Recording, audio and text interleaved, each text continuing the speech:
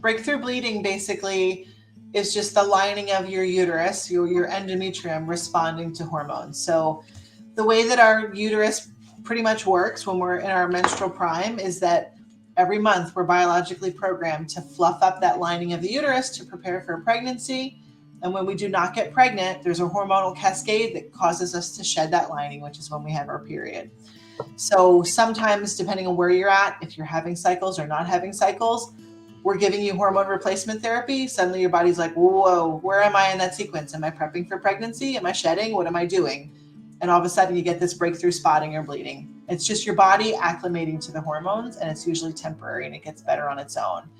If it continues several months into treatment where you're having bleeding that's irregular, that can mean that we might need to adjust your dose, either go down or go up, depending on the character of the bleeding. So it's something that you'll have to talk to your doctor about, so we can determine which way to adjust your medication if that's the case.